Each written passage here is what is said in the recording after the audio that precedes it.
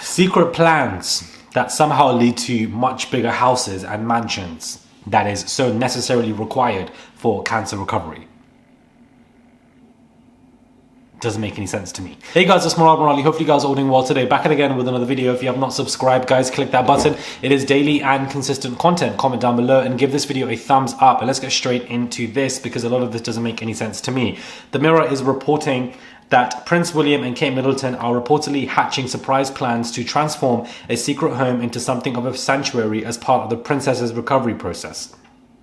The royal couple is said to be contemplating renovations and extensions to a little-known red brick annex adjacent to their Adelaide cottage. The family, who relocated to the Berkshire, currently divided their time between the four-bedroom.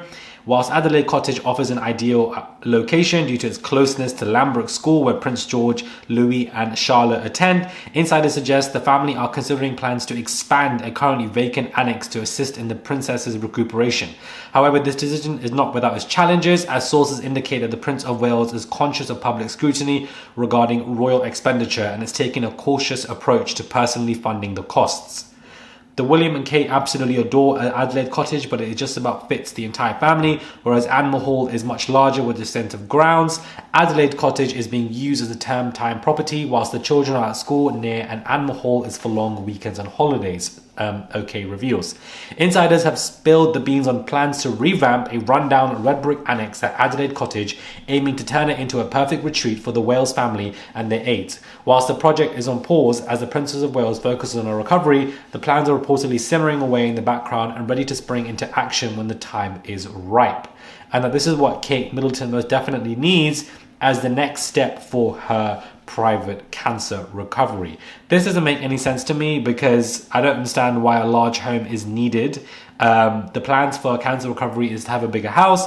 They're using her diagnosis to justify needing more money from taxpayers. There's millions of people who have cancer around the world. Never heard of someone say they need to live in a huge palace for their recovery. Somebody else tweets, is a larger home part of the divorce settlement? What illness requires a fifth home for recovery and wellness? Either it's part of a settlement, William milking the cancer story for his personal benefit, or the woman is still in a coma. And I'm just very bemused as to why this has become a story whilst she's having cancer and in a very weak position. They're both eyeing up a second or third, not even a second or third, a fourth or fifth home for her cancer recovery, and that is absolutely essential. This to me is just milking it because it takes a big mockery of those who do have cancer and don't live in great huge homes like them, who are obviously on the mend and trying to feel better, let alone those terminal cancer patients dying in hospitals. But the King-to-be needs his wife to be in a much bigger mansion that is essential for her cancer recovery. To me, it's milking the cancer story. That's what I genuinely feel like it is, so that they can use and get away with taxpayers' money to fund their lavish homes,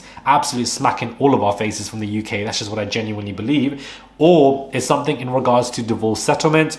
Or I don't even think Kate would even want something like this. So I think that, is she even in control of these decisions being made? And perhaps she still is in a position where she can't say yes or no. I just don't know. But it's a very bizarre story. Is it a divorce settlement conversation of who gets the house and this?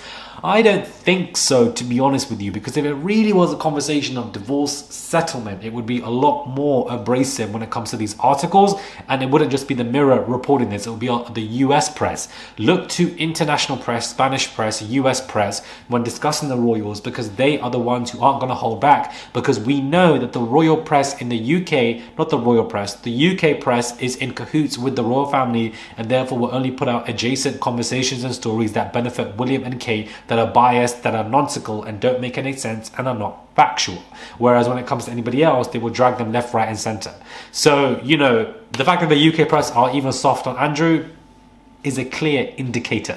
So I think that this conversation is more so of William trying to milk stuff, milk the Kate stuff so that they can get away with using our money to build their homes.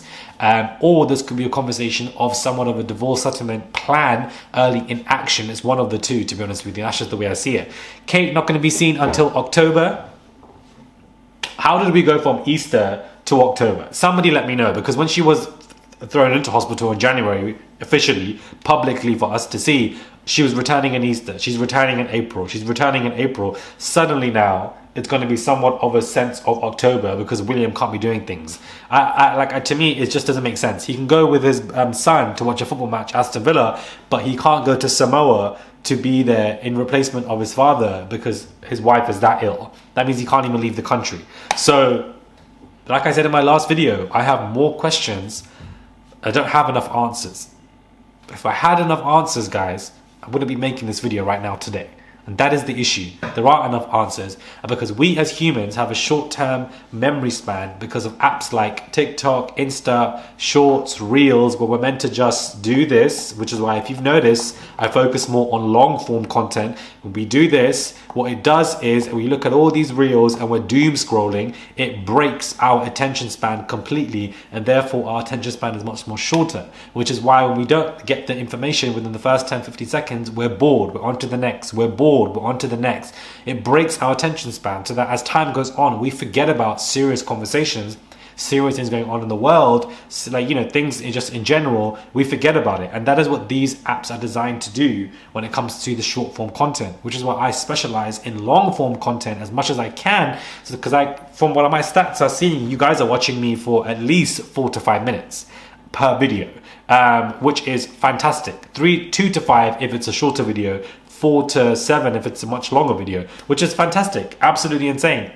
You're comparing 2 to 5 minutes of watching me to watching somebody on a content creator, and you're just for 15-20 seconds, you're not building a relationship with that creator, and also your attention span is much shorter. But when you watch videos like mine, you are exercising your mental span and you're prolonging it, going against the doom scrolling. Guys, we all do it, even I do it, but we need to stop doom scrolling because we forget about things. I feel like the whole world has forgotten about the hysteria of the fake pictures, and give it another 3-4 months and people won't even think that they've even done it.